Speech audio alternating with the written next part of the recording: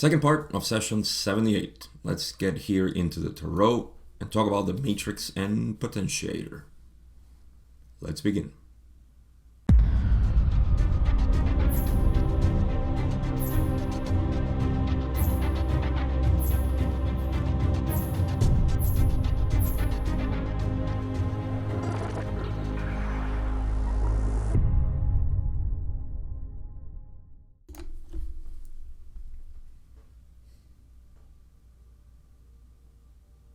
In the first part of this session, we went through several questions that led to the discussion of pre-veil conditions, meaning the cosmology in the Law of One talks about a moment in the creation where there was no veil. And so there are a lot of conditions of what that means for the third density experience, and I have noticed already that I'm throwing a lot of terms that are part of the vocabulary in the Law of One. So I hope that by this time you have been listening to the previous sessions, because that's how this material works. And remember, this material is a dialogue between Ra and Don, so it's a conversation that developed over a period of over a year at this point in session 78. And so it's like a friendship where the vocabulary that they use is a lot more understood between the two of them. So in any case, so we're talking about the creation. This is cosmology, and that is going to lead into the tarot because it's totally related to the veil.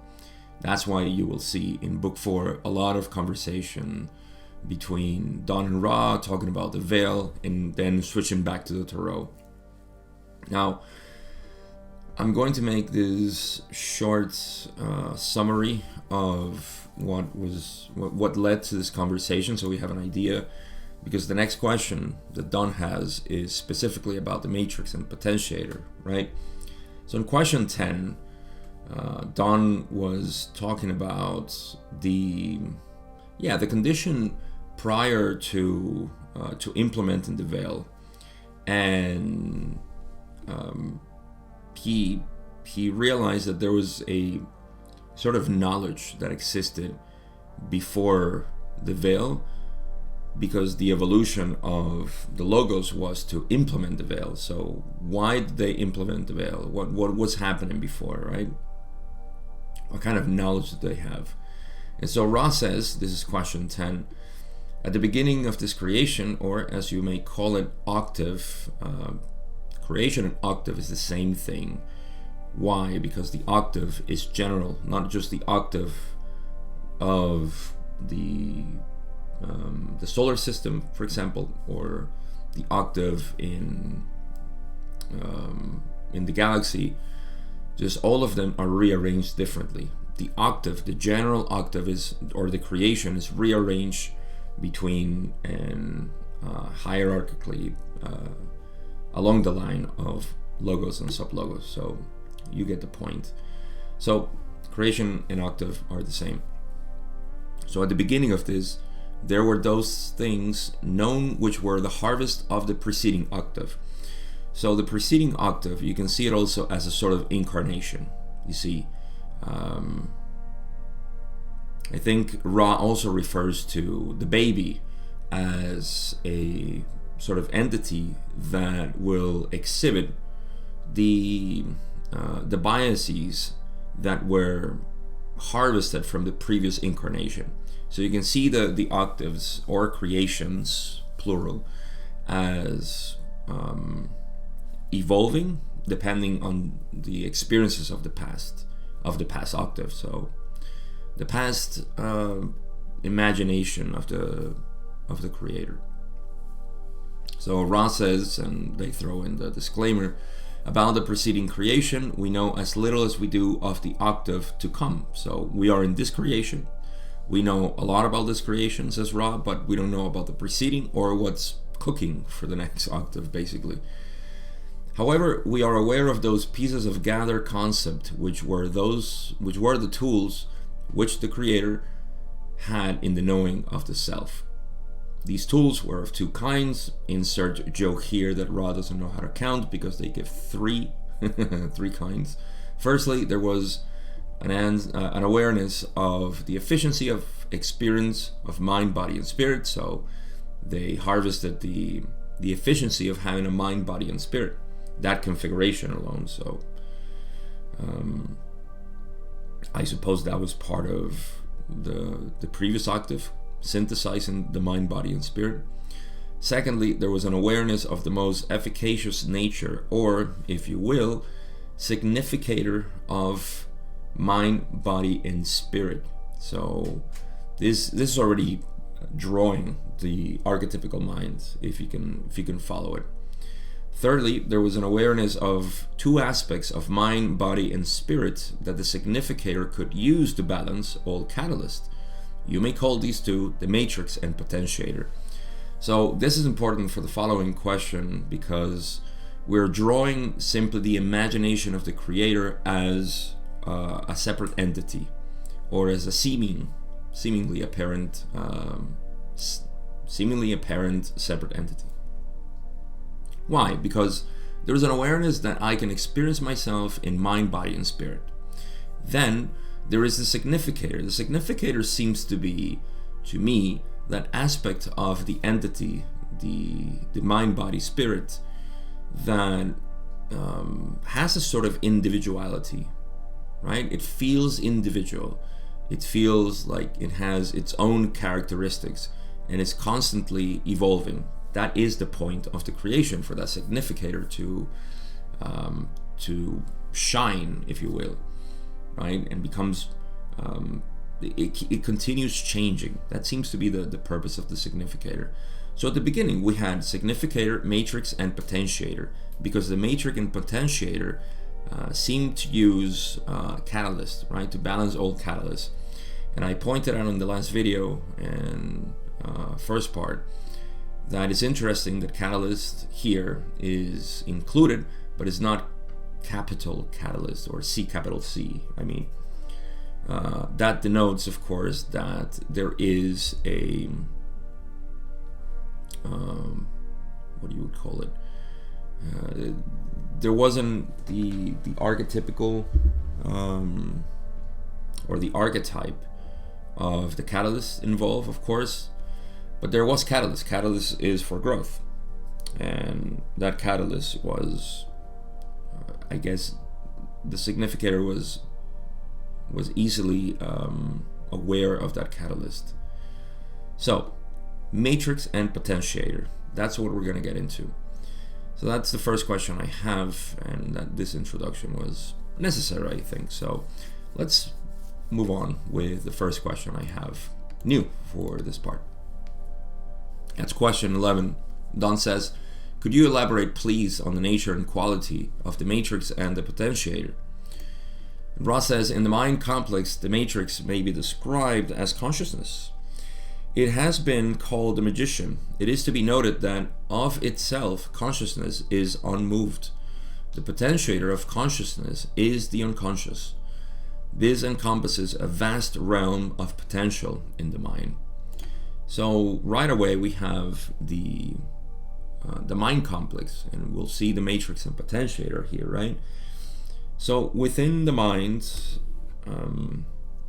I like that they say consciousness, the conscious mind, we should call it, right? That should be. I'm careful to make this distinction because in my teachings I use consciousness or awareness. We kind of struggle with terms here because we use a language that was that evolved basically to describe processes on a materialistic point of view. So awareness itself, that's what I call consciousness too. But in this case, we're talking about the conscious mind. So that part of the mind that is conscious. And I'm sorry if this causes confusion, but I can't help it. All right, so the conscious mind, that is the matrix of the mind. Has been called magician. There's a lot of symbology there in the tarot, which, by the way, I do not plunge into. I somehow I'm just not attracted to interpreting symbology stuff. I lack that. So I can only speak for the things that I believe these things refer to. So in this case, there is the conscious mind, right? And then there is the potentiator of the conscious mind. It's important to know that the conscious mind is unmoved, meaning that is sort of static. It doesn't mean that it doesn't change. What is happening is changing, but that you can see it as the screen. And I think this is a good analogy. The screen on if you're watching a movie, the screen is unmoved, it's the matrix in which the movie or the light moves around, right? And so the potentiator is the unconscious which produces this kind of activity in the matrix. At least that's how I see it. So that's why these two are easily studied within the archetypical mind in the tarot, because the conscious mind is simply this matrix in which everything is happening, but what is being perceived is moved by the subconscious, or actually the unconscious in this case. I think it's better to use the word unconscious. So that's the potentiator. You can already see the interaction between potentiator and matrix. You have your matrix active all the time, and is a sort of static medium in which things move, and that which moves is being fed by the unconscious into the matrix, much like the screen is this static element in which the light that creates the movie moves and creates the illusion of something happening, you see. And so the biases that are in the unconscious are basically feeding the matrix. So this is important. This encompasses a vast realm of potential in the mind. I suppose that means they're talking about the potentiator, right? So a vast realm of potential in the mind, and I think this draws the knowledge or the understanding that we only perceive a little portion of what our unconscious has, right? And so there is a vast realm of potential that we can perceive. So the more we work with the unconscious, the more we meditate and we become aware of what the unconscious mind is wanting to project in the matrix, then the more we can experience, right? So there's something. Let's move on to the matrix and potentiator of the body. In the body, says Ra, the matrix may be seen as balanced working, or even functioning. Note that here the matrix is always active, with no means of being inactive. The potentiator of the body complex then may be called wisdom, for it is only through judgment that the unceasing activities and proclivities of the body complex may be experienced in useful modes. So here I can only give a little bit of an insight, because what I understand of the matrix of the body is I'm going to equate it right away with homeostasis. There's a difference between matrix of mind and body. The mind is this sort of medium, right, that is awaiting the unconscious to, I mean, it's not just like it's inert, it's also the matrix of the mind is also looking for experiences, looking for novel things, is experiencing reality, right, through what has been. It's important also to say here that because we are looking at it from a veiled perspective, even though matrix and potentiator existed prior to the veil, there was a constant communication. I should have noted this, especially in the mind and in the body as well, but let's keep moving. This is important. Yes. Bear in mind that there is matrix and potentiator prior to the veil, but the communication or the knowledge of each other was unveiled, so we could see what the unconscious had. I wouldn't even call it unconscious, I think, because there was no veil. We call it unconscious now because there is a veil system. And so when this veil happened, now we are unaware of what's happening in the unconscious mind. So because we humans are studying it with a veiled mind, then we need to understand that the matrix is basically looking for the unconscious, right? It yearns for that. It yearns for that information that is there. So it's not like it's inert. It's looking for information. It's looking for experience. And so the static nature of the matrix is what I mean. It's in the mind, not in the body. That's where I want to get to. I think that's why the Tarot kind of nails it with the male and female qualities of the matrix and the potentiator, or the active, inactive. What does Ra says here about the matrix is always active, with no means of being inactive. Again, I called it homeostasis because, and that's why Ra calls it balanced working or even functioning, because now you see the conscious mind is what we are aware of. That's our waking state, right? And even in the dream state, we can say that there is a conscious mind there. But we have the conscious mind, and that it's different in the sense of how the conscious mind is reaching to the unconscious. That would be the male aspect of it. It's reaching to the potentiator, whereas in the body is if I understand it correct, it is the potentiator that reaches to the matrix. I think I'm right in saying this.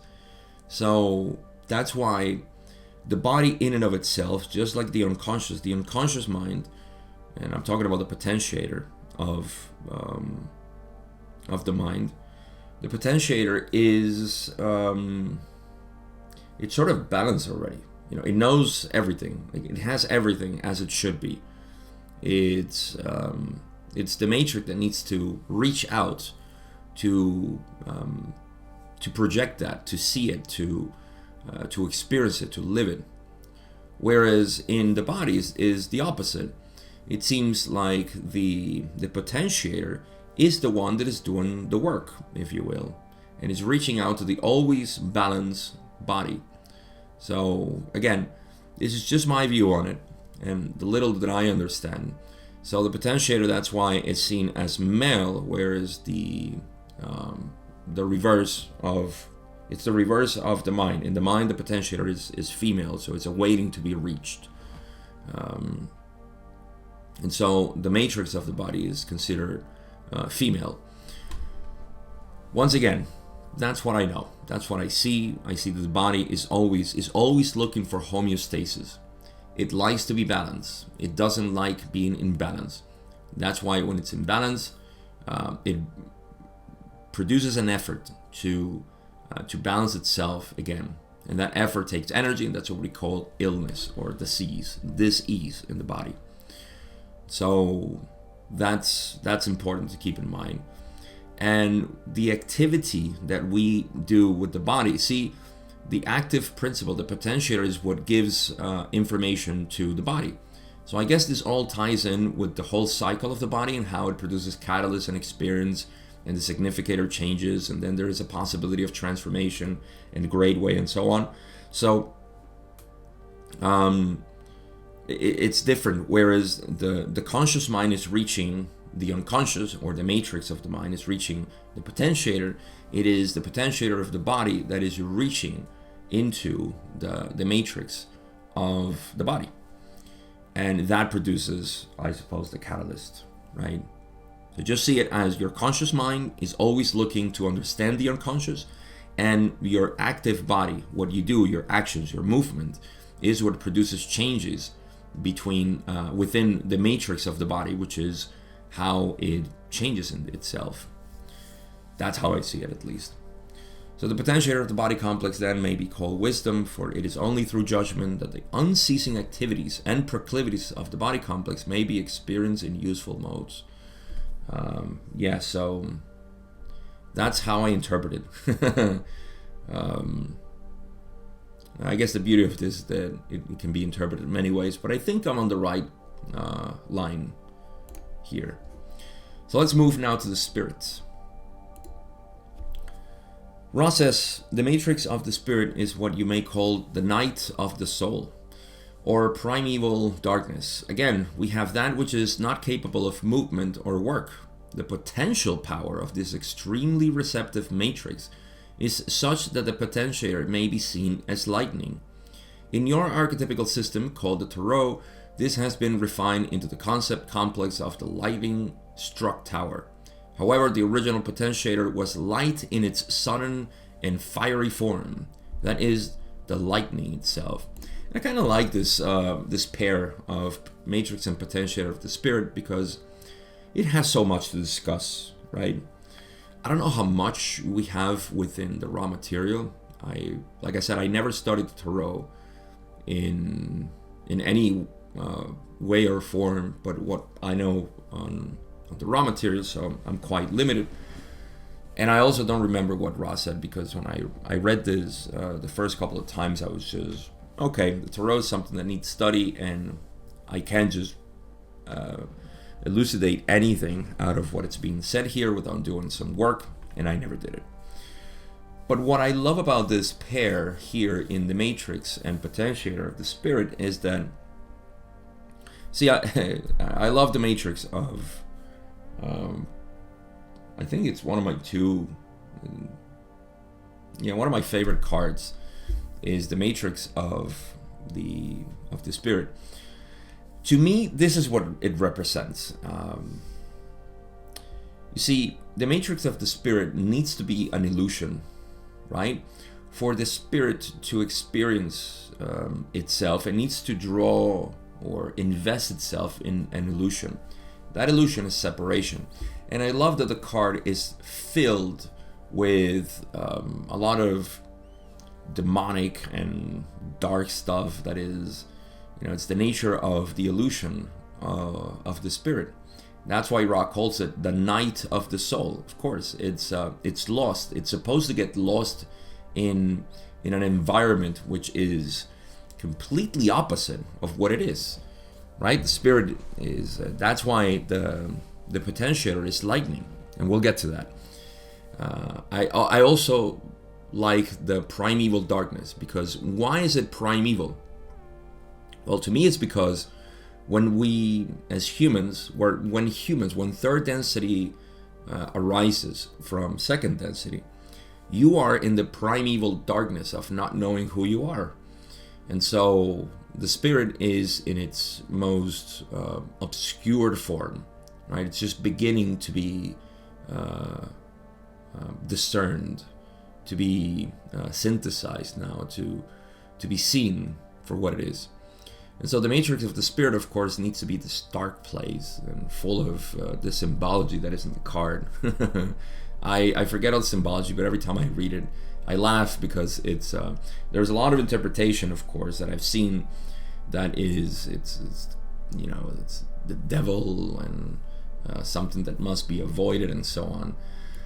I enjoy it because I know what it is to be invested in the separate self. That is the matrix of the spirit, to be involved in that illusion that you're separate from everything else. But yes, so why is the potentiator the lightning?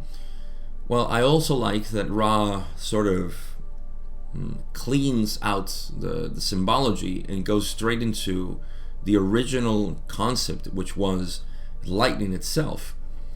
You see, when we have an awakening, a spiritual awakening, it feels like a flash of lightning. It feels like, you've seen this.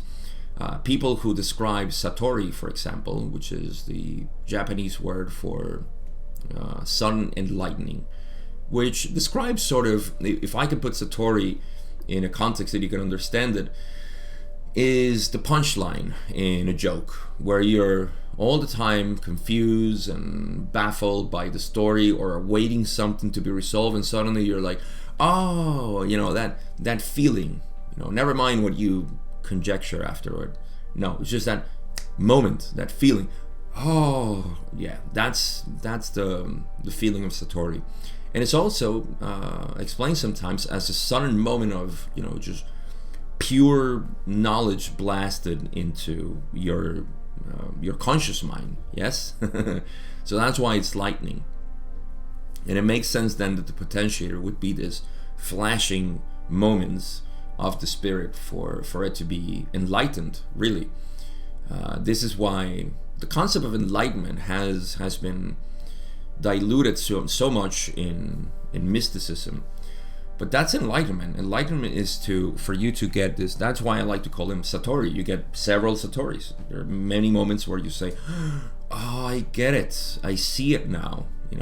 These are the flashes of the spirit complex, right? And so, again, I have nothing else to contribute in terms of symbology and what they mean, and the disgraced priest and all of these things that are, or the devil. I forgot what the name of there's a lot of names that come out of Egypt and I guess other cultures that describe, but like I said, that's one, to my way of thinking, it becomes a little bit too much for me. And all the symbology, learning all of those things and what they mean, it gets into a mythology that kind of just doesn't resonate with me, to be honest. That doesn't mean that people who do it, they obviously, I don't need to make that explanation. But yes, I am limited to this type of interpretation. So hopefully it's helpful. But let's move on to question 12. Don says in question 12, would you elucidate with respect to the significator you spoke of? Ra says, the original significators may undifferentiatedly be termed the mind, the body, and the spirit. And I like this. Now remember, the original significators are not complex, right? There was no veil then, so the significator become complex. So that's why you see now the distinction that sometimes Ra makes between mind, body, spirit, and then mind, body, spirit complex. Because there are, and we're going to see this more often. As usual, Ra's going to make mistakes, so hopefully I put him in my slides so I don't make more mistakes. But yeah, sometimes they should say complex, sometimes they shouldn't say complex and they say it, and it becomes a little confusing if it's not enough already. But all right, the significators that Ra talked here were not complex, and the original significators can be termed mind, body, and spirit. Don goes to question 13 and says, then we have at the beginning of this galactic evolution an archetypical mind that is the product of the previous octave, which this galaxy then uses to and acts upon under the first distortion of free will to evolve the total experience of this galaxy. Is this correct? And Ron says this is quite correct. So not much to say there. Let me just reread it to see if there's anything we can pick out of this. At the beginning of this galactic evolution. So yeah, no, Don is just reviewing his train of thought. Right? At the beginning of this galactic evolution, an archetypical mind that is the product of the previous octave. Yes, I explained that already, which this galaxy then uses and acts upon under the first distortion of free will, simply to change things, to have a novel experience. You see, the creator wants novel experiences, so whatever it harvested from the previous octave, it's going to play with. It's a child. I love to make this distinction, and I think it's not mentioned enough in spiritual circles and everything else. I guess because there is a fear that it's going to sound uninteresting, but I don't have that fear, so I'm going to say it. We have, if we are to understand the nature of creation deeper, we have to stop giving it a serious connotation. You know, this serious is not. It's not serious. It's just, it's love. That's the word, love. You love it so much that you look serious to other people because you're so, you're so invested in it. So yes, you sound serious when you talk about it, but it's not serious. Serious in the sense of, this formal respect to God. And on the other hand, it's easier to understand if we know that this creation is just about playing. I keep saying it. This is a playful creation. I don't see this as a sort of, it's a trial and error. It's a school in which we learn and we suffer. These words have been taken out of context completely.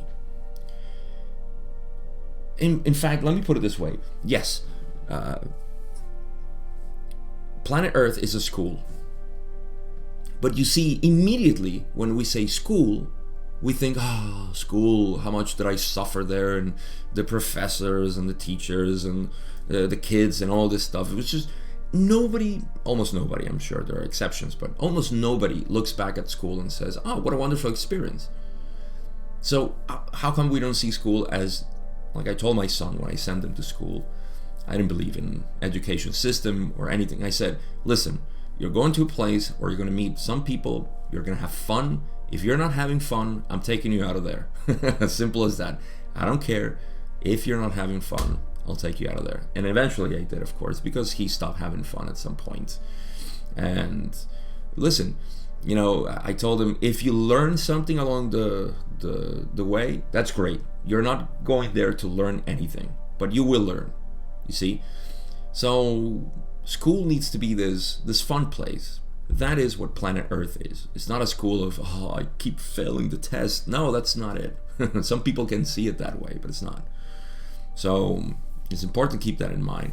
This creation is about having fun. Now, what does that mean for the individual? In your case, you say, well, how does that apply to me, Gabe? Well, here's the point. You have to do some introspection to find out how serious are you with yourself. You see, all these judgments that I should be doing better. I should be doing better. I do these things wrong. I shouldn't be, I don't know how to meditate. I fail at this, blah, blah, blah, blah, blah. All of that is the school mentality. You have a sort of teacher always there and blah, blah, blah, blah on top of you. That's the voice that we hear all the time. It's annoying, right? That is judging us. Well, if we stop seeing ourselves so serious and we begin to play as the child that we are, we start doing what we love. And what we love is serving others, believe it or not. Everything can boil down to serving others. There you go. Magic solution. So yeah, we have to stop seeing it as that. So, okay, I went completely off track here, but we were talking about the previous octave. Right, and so whatever is harvested, the creator harvests all this information. Just like an efficient one, of course, the creator is not under a veil. It wants to experience more. And then it starts playing with the first distortion, free will, which means infinite possibilities of experience. And so Ra acknowledges and says, yes, this is quite correct. Question 14, where Don says, but in doing this, there was at the center of the galaxy the lack of knowledge or the lack of concept of possibility of extending the first distortion so as to allow for what we have experienced as polarity. Was there any concept of polarity carried through from the previous octave in the sense of service to others or service to self polarity? Boom, this answer is very important. Ra says, there was polarity in the sense of the mover and the moved. There was no polarity in the sense of service to self and service to others. Very important. There is duality in the sense of polarity. Same thing, right? Polarity, duality. Duality seems philosophical, polarity seems scientific. Both, same thing. There is always the illusion of two.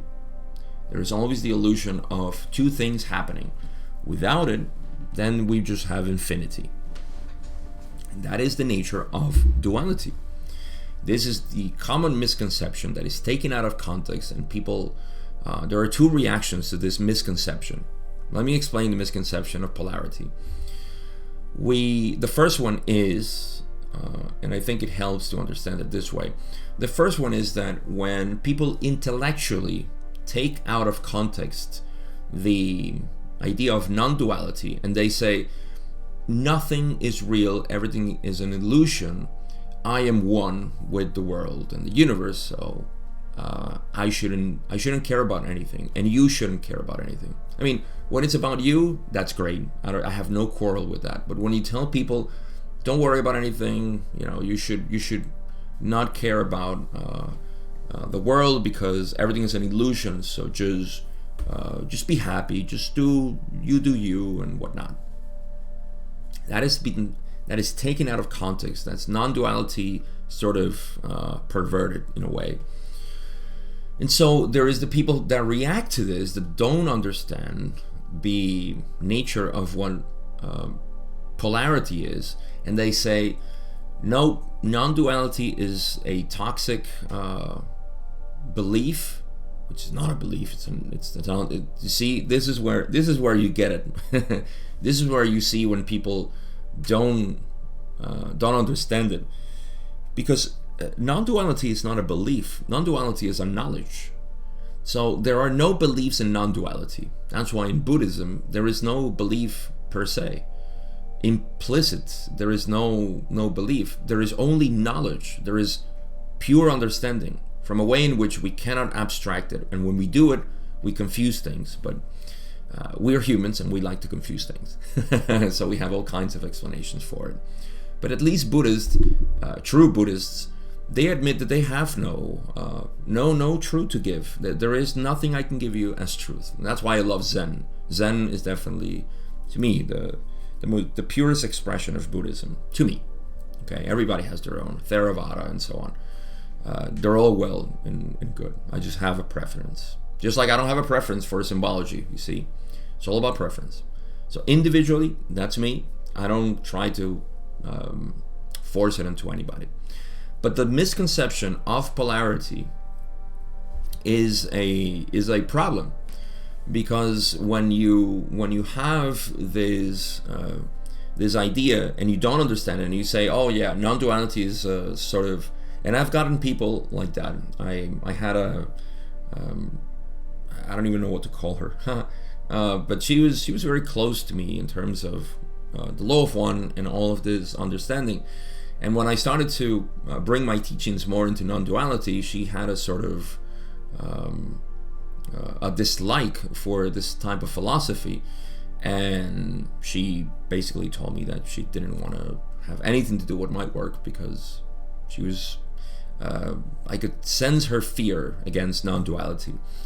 And that's great. I think we should all follow whatever it is, our fears. We need to follow them, and we'll find something there. I don't know what it is, but I was made aware of this fear of non-duality thanks to her. So I appreciate that experience, and I've seen it. I've seen a lot of people, and I see her point. There is a lot of people who just like to talk about this stuff in a way that just doesn't make sense. And that's why I say that is non-duality teachings taken out of context to create a sort of concept. You cannot do that.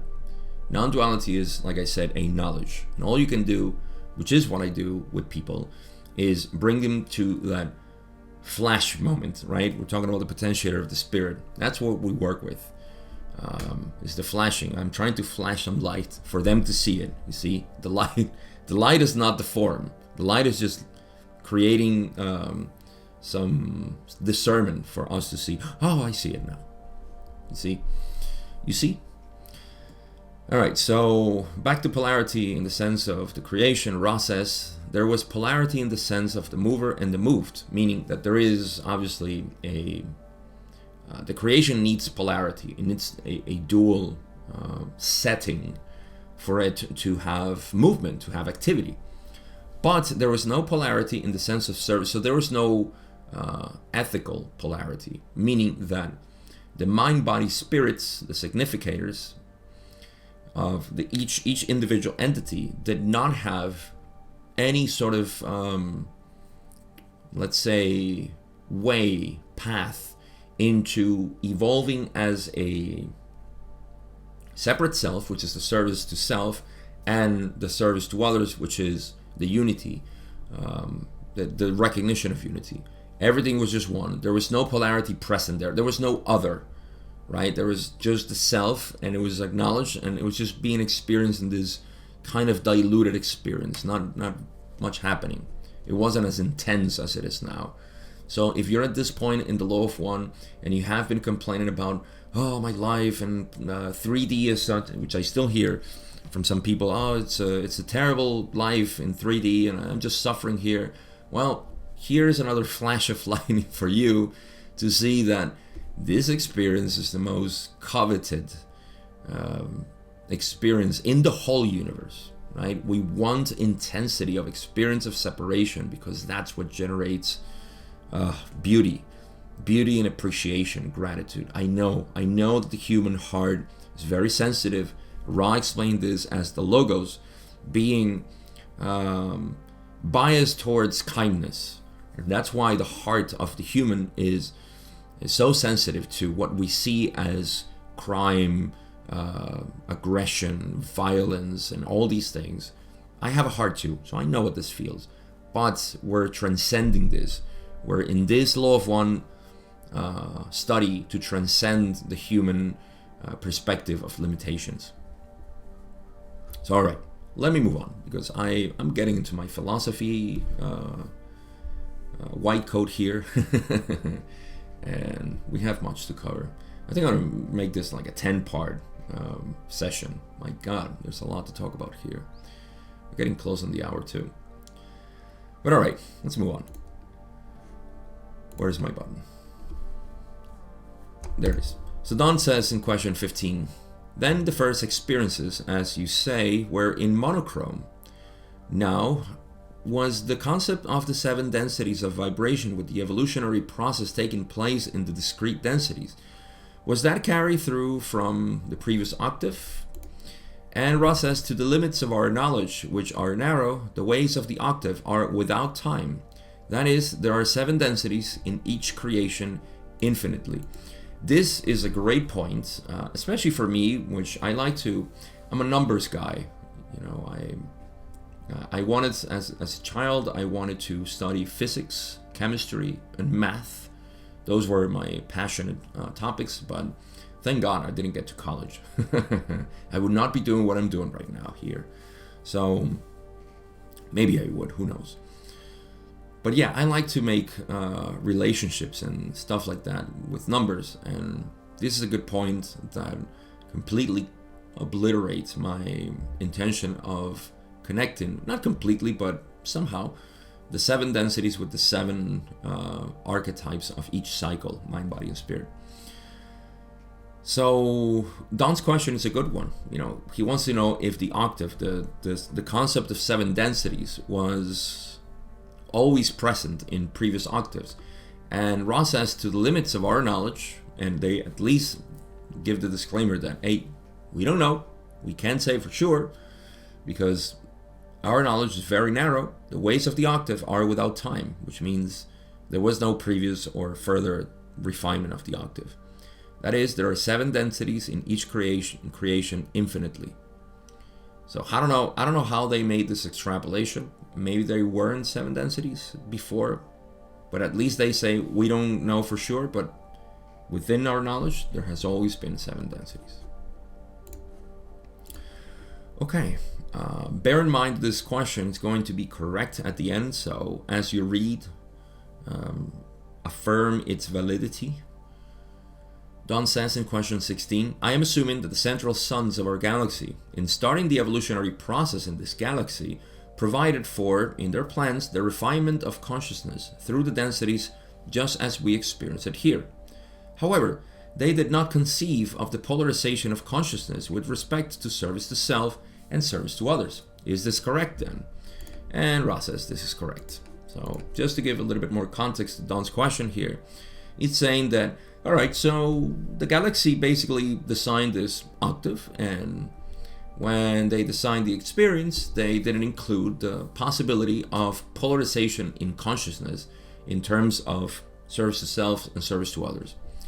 There was an evolution, of course. This evolution was just simply going through the densities, but there wasn't a split in third density, which is called the choice.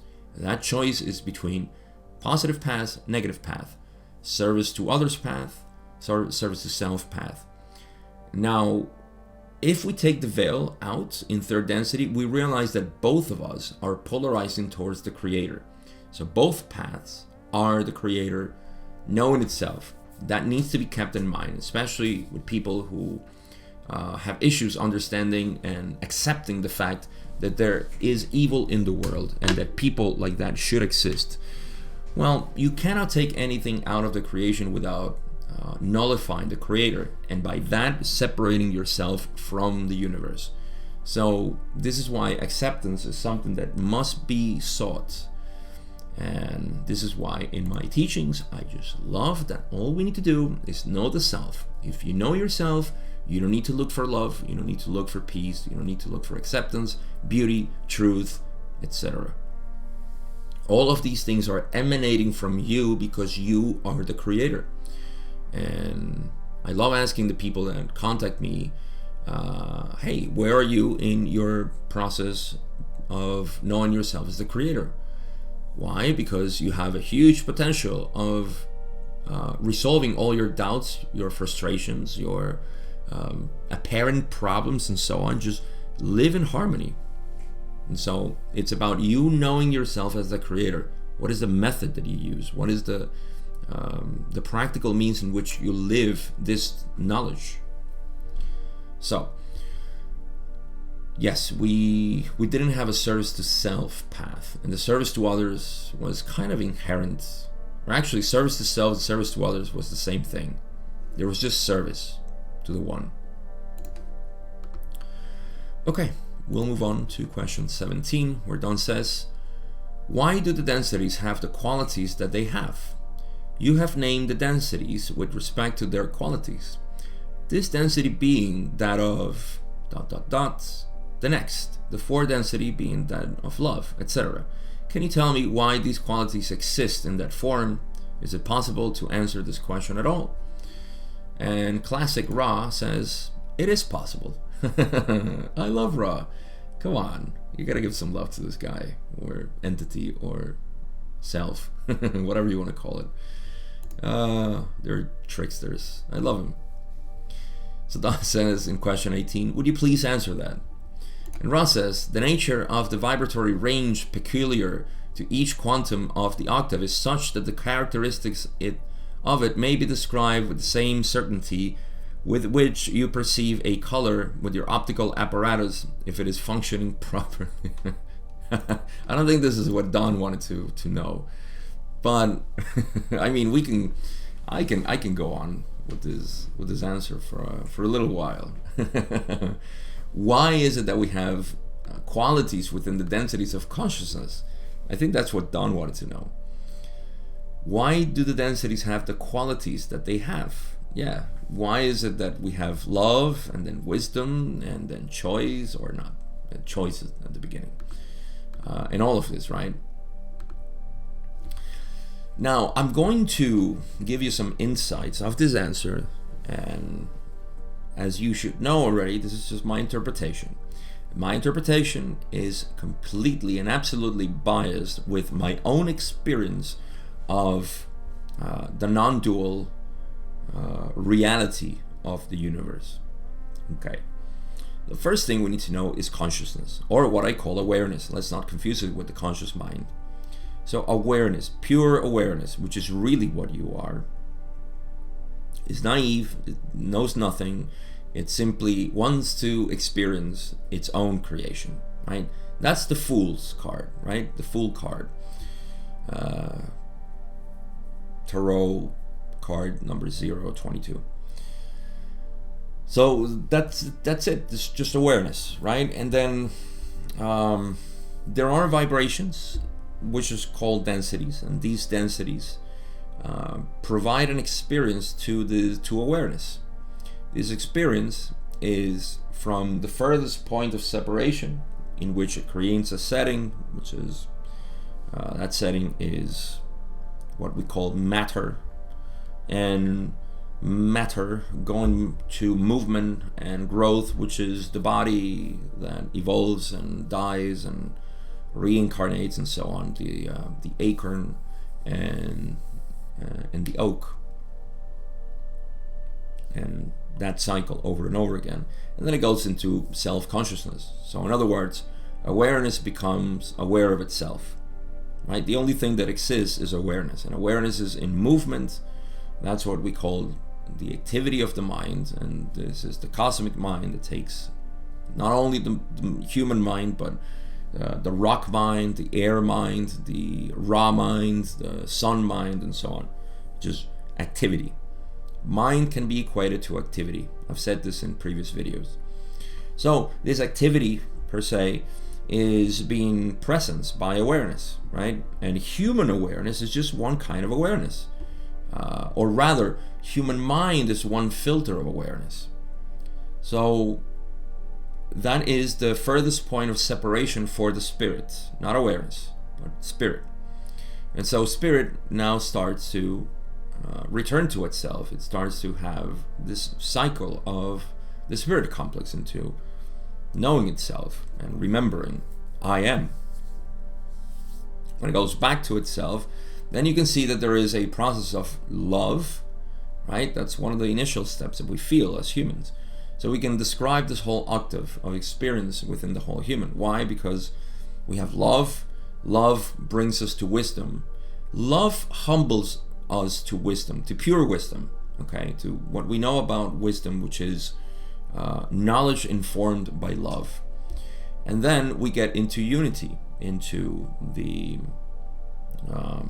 unifying aspect of love and wisdom being synthesized within the significator or the mind-body-spirit complex.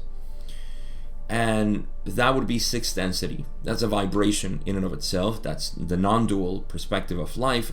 And then there is the seventh density of dissolution, the gateway to intelligent infinity, which is, to me, is always, I always see it as seventh density. To me is that event horizon in which everything that passes just is gone. Now, if you want to experience this, I'll give you an exercise that is so easy to do, and you will experience it and say, Gabe, is that really seventh density within me? Yes, it is. I guarantee you it is. Very simple. Defocus your mind from anything that you're doing right now. Okay? You're just going to focus on, I don't know, the wall or the ceiling or the floor, whatever. Pay attention where a thought comes from. Do you know where it comes from? It comes from you. But you can't point a place or an environment in which it comes from. Just watch it arise. Any thought. In fact, let me create a thought for you. A winged pink elephant. There you go. Where did it come from? It came from you. And it went away. Where did it go to? It went back into that event horizon where it came from. That is you. In fact, you are not the event horizon. The event horizon is probably your mind, where it's you discern the thought. You say, a thought, and then it goes away. And then it comes again. You know, you keep playing this game of manifesting things in your mind. You see? Now, what is that called? That event horizon? Meditation. It's that simple. So you see, all the densities can be seen and understood from the human perspective because we are a holographic iteration of the Creator. That doesn't mean that all that we can experience, is possible within the human mind. No, we're limited. But we are that limitation that allows us to experience human life through the octave, which is the self. 7 chakras, the whole deal, right? So there you go. The nature of the vibratory range peculiar to each quantum of the octave. Now, I don't want you to think of this octave as the universe and the cosmos and so on, but as yourself. Of the octave is such that the characteristics of it may be described with the same certainty with which you perceive a color with your optical apparatus if it is functioning properly. Why? Because all colors come from the spectrum of the 7 colors, right? Red to violet, and it repeats itself. You know that. The palette is not a linear thing, it's a circle. It's a cycle of colors, and violet then goes back into red, and red goes into orange, and so on. And so that is thanks to light and discernment. So there you go, that's the quality. And love, wisdom, all of this is part of the Creator. We may even say, I would think this is why Ra says to the limit of their knowledge, but they see infinitely this repeating, is because the Creator can only know itself by loving itself, right? I mean, what else is left? If you hate yourself, then you're getting into the illusion of the creation, and that's great. If you fear yourself, if you reject yourself, and with yourself, I'm talking about your inner self and also the outer self, which is the world. So, yeah, this is how it's done, my friends. It's so easy. You don't need complicated practices and anything. So easy. Now, let's see how easy is the next question. Question 19, Don says, so the original, the first evolution, then was planned by the Logos. But the first distortion was not extended to the product. At some point, this first distortion was extended. And the first service to self polarity emerged. Is this correct? And if so, could you tell me the history of this process and emergence? Good question. Ra is going to explain this. Let's see how long this answer is. We may finish with this. We may. Yes. Oh, this gets into Tarot again, I think. All right. Ra says, as proem, let me state that the logoi, that's plural of logos, always conceive of themselves as offering free will to the sub-logoi in their care. The sub-logoi had freedom to experience and experiment with consciousness, the experiences of the body, and the illumination of the spirits. That having been said, we shall speak to the point of your query. Before I get there, let me say, this definitely clarifies the whole confusion that I remember hearing Scott Mandlicker, and I don't think I've heard him talk about this question itself. Maybe he clarified it here, hopefully, because this is exactly what was the free will that was extended. There is a difference between the free will that was given to the mind, body, spirits, or the significators, right? I think we can use a synonym there for mind, body, spirit with the significator. But yeah, there's a difference between the free will that was extended or given to the mind, body, spirits, to the sub-logoi in this case, that were, say, third density entities back then, and that which was given through the veil. It's different, very different. But there was free will there. There was always free will.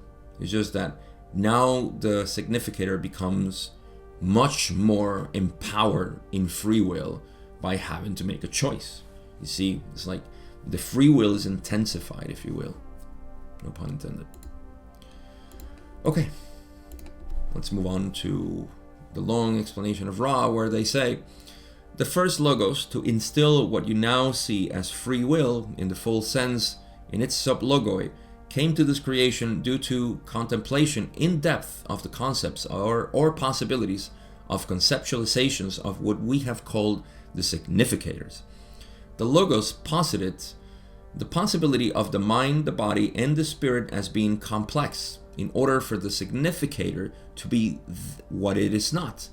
In that it then, oh my God, let me repeat that part. In order for the significator to be what it is not, it then must be granted the free will of the creator. This set in motion a quite lengthy, in your terms, series of logoi, improving or distilling the seed thought. This seed thought, my God. The key was the significator becoming a complex. All right, I promise I'll talk about this better than I read it. Okay, so here's the veil. They don't mention it here, but this is the veil right here. The plane with the veil, or at least the creation of the veil, the prior steps to it. So Ra says that the first logos, to instill what you now see as free will in the full sense, it had. I suppose when they say logos, they're talking about a galactic logos. Although I wouldn't be surprised if it was a sub-logos, like the sun. Or I don't think it was the sun, because of how Ra says that the logos posited the possibility of the mind, body, and spirit becoming complex. And then there was a lengthy process in our terms, which means our years, probably billions of years ago, or maybe not, maybe just a couple of 100 million years ago. Who knows how long this has been? Well, actually, if Ra was a mind, body, spirit complex, then we're talking about billions of years ago, because they themselves lived in Venus, according to the material, 2.6 billion years ago. That's billion with a B. Okay. So, in order for the significator to be what it is not, it then must be granted the free will of the creator. So, there it is. The free will of the creator is what is established here with the veil.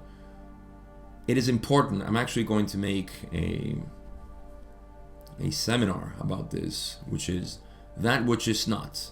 What is that which is not? Separation. You see? When you become service to self, you become separated from the creation, from everything else. And so you empower and potentiate that which is not. In order to do that, you have to have a veil, and you have to have the free will, or the veil has the potential to give the free will of the creator to the mind, body, spirit complex in this case. And so this took some time, and the key was the significator to become complex. That complex is what creates the illusion of not remembering who I am. You see, it is a difficult process for third densities, at least here on planet Earth, to do so on its own accord, because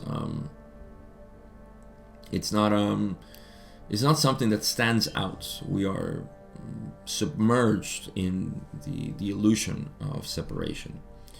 So yeah, that's basically what Ra is saying here. So once again, this is important for the studying of the Tarot, because we have the significator becoming complex, and although I don't think we have mentioned it here, but when the significator, just remember this, before the veil, there was only significator, matrix, and potentiator for both, or for all three, mind, body, and spirit. So 9 archetypes. After the veil, then more archetypes were added in, more personas in which we can act upon, were discerned. And these are the catalyst, experience, transformation, and great way. So we had 4 more, right? That's 12. That makes it 21. Added to the other 9, significator, matrix, and potentiator. So that's why we have the distinction of mind, body, spirit complex, because we have the archetypical mind as we know it acting now. I think I'm going to cover one more question and I'll call it a day. How about that? Let's go to question 20. Don says in question 20, then our particular logos, when it created its own particular creation, was at some point far down the evolutionary spiral of the experiment with the significator. Here's the answer. Becoming what it was not, or in effect creating the polarity that we strive for in third density, and therefore was, I am assuming, primarily concerned in the design of the archetypes, in designing them in such a way so as they would create the acceleration of this polarization. Is this in any way correct? Ra is going to say, we would only comment briefly. I actually like that. I would say it's completely correct. But let's see what Ra says. We would only comment briefly. It is generally correct. You may fruitfully view each logos and its design as the creator experiencing itself. Important distinction there. The seed concept of the significator being a complex introduces two things. Firstly, the creator against creator in one sub-logos in what you may call dynamic tension. Secondly, the concept of free will, once having been made fuller by its extension into the sub-logoi known as mind-body-spirit complexes, creates and recreates and continues to create as a function of its very nature. That to me, and I'm going to go maybe a little bit off my interpretation or what I feel qualified to interpret with this last paragraph. But first, Don's question, I think, or assessment of the information so far, I think it's quite accurate when it says that, first of all, yes, the sun was pretty much, the whole process was pretty much advanced when the sun took over and said, let me make my own creation. And I'm assuming primarily concerning the design of the archetypes and designing them in such a way as to create acceleration of this polarization. I think this is where Ra may say is generally correct, because Don is saying that he was assuming, I think everything was fine until the point he said, I am assuming primarily concerned that the logos was primarily concerned in the design of the archetypes, to design them in such a way as to create acceleration of this polarization. You see, this is a little bit to the point that I always make, that when we think in terms of achievement, of progress, and you see, in our human terms, say for example, we want to create a technology that will help us create better harvests, and have better soil, and a rich nutrient, whatever. We want to do that fast. We want to achieve that fast. Never mind the experience. Let's talk about it in terms of travel. When we travel, we want to get there as fast as possible. Nobody cares about the experience anymore. Nobody cares about the trip. What happens. No, we want to fly there at 2 Mach speed and get there as soon as possible. Teleportation, rather. We want to get there.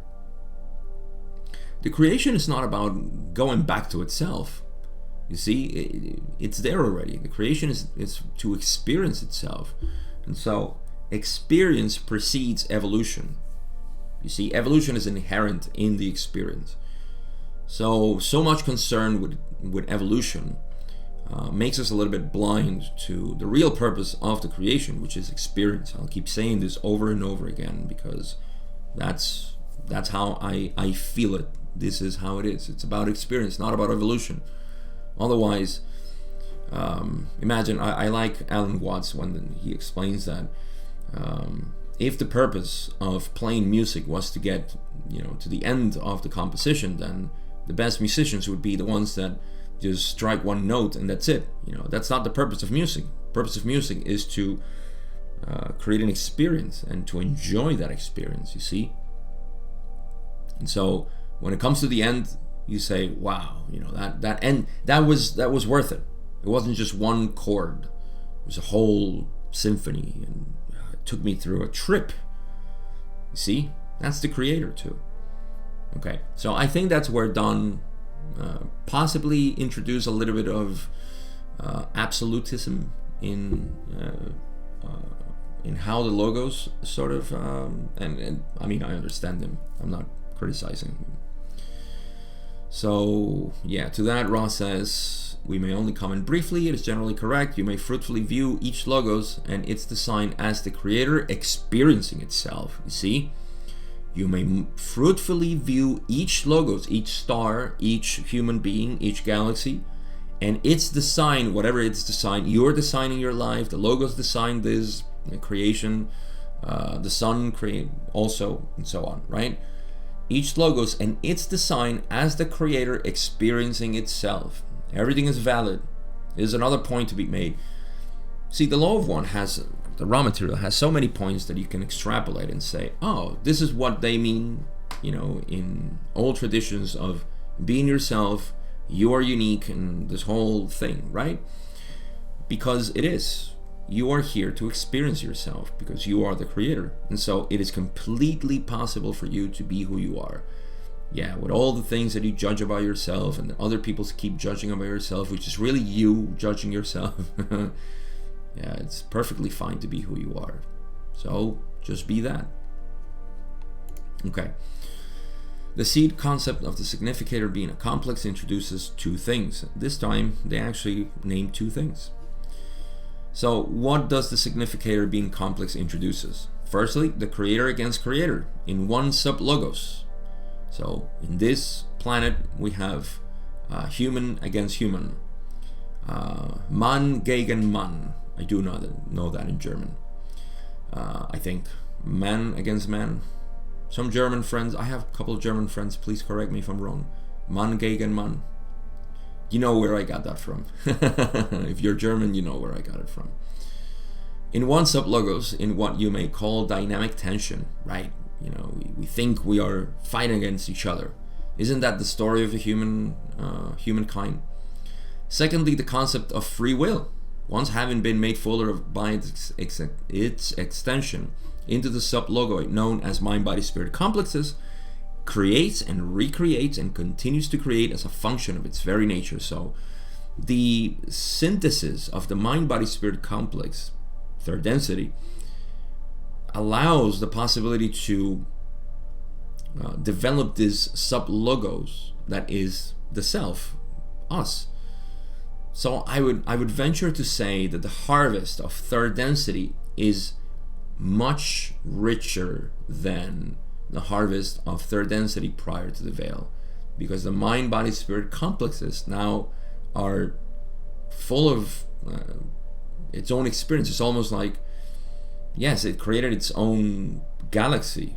See, each one of us can be termed as a galaxy. That's why Ra has issues calling the star system a galaxy, because to them, even we are galaxies, because we are creating and recreating all the time. Something that didn't happen in the past, because we didn't have this dynamic tension. What is the first separation? Self from self. So if you feel separate, everything, your whole story of life, just this incarnation, is a huge, rich experience of creation. You see, you don't know this until you die, of course, because then is when you see, oh, look at all of this. It's beautiful. My life was beautiful. But you can't do it here, of course. You can become aware, not fully, perhaps fully, I don't know. But I know that in my experience, I have become aware of how the beauty of my life, how it is. I don't know how to describe it. Just my whole story. I don't know about my previous incarnation. I don't need to know about that.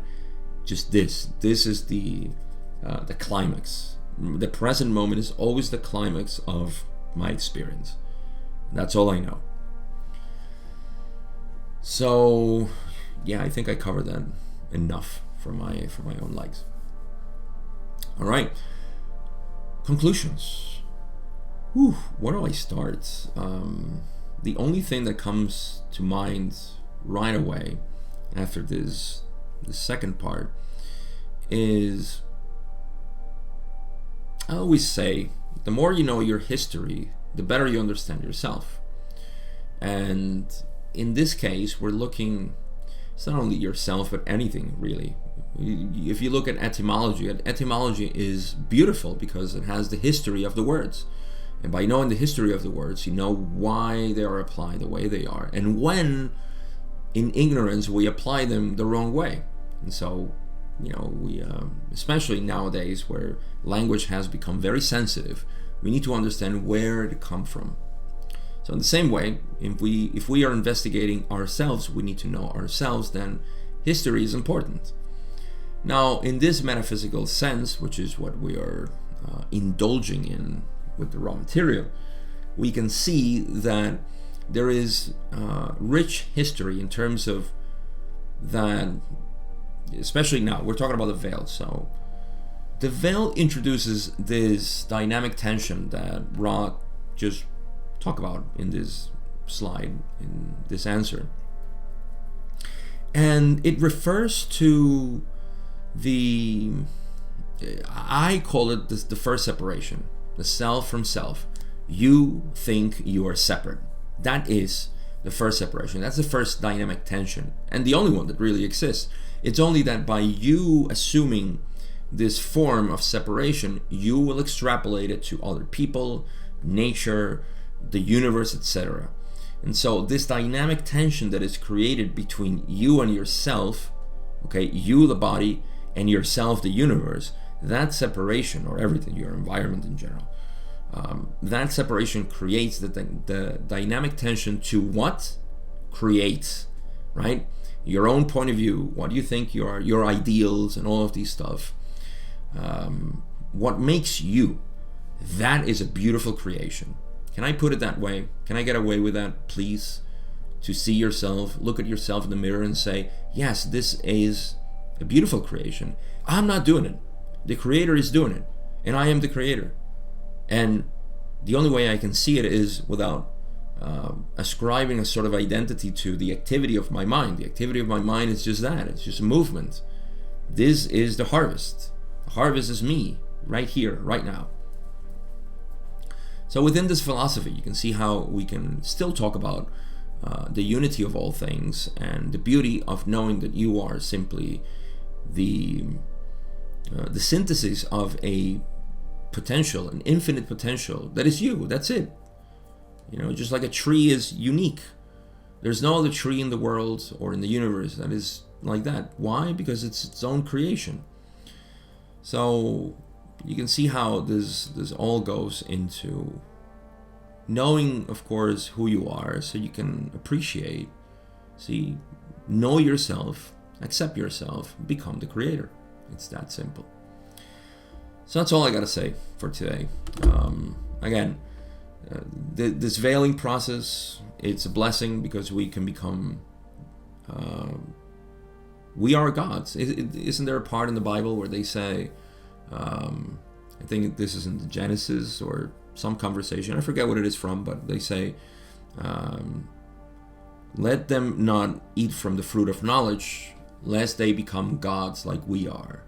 Right? That was it. They will become gods as we are. Why? Because the fruit of knowledge was that veiling process. Free will extended, and the illusion was drawn, and we were thrown away from the Garden of Eden, thank God. You see what I mean? I mean, it's just so easy to understand it this way. Oh man, I enjoy this so much. But I have to put an end to this for today. We still have, like I said, I think this is going to be four parts. This is just too much. We still have like 20 questions for this session, but we both enjoy it, don't we? But all right, here's where I say thank you for listening. Big shout out to the people on Spotify. I am impressed by the amount of people who are listening there. Check my Instagram, please, if you want to get involved with what I'm doing. This is the law of one. I try to keep it mostly to the law of one, but I have more to share in terms of knowing yourself, ego, and the work that I'm doing. It's just, it's material for another platform. So you can check out in the description whether you are in podcast platform or here on YouTube, and just check out what I'm doing. All right, I'll see you in Instagram, or I'll see you in the next video. Take care and have fun with life. Remember, it's not serious, it's about playing.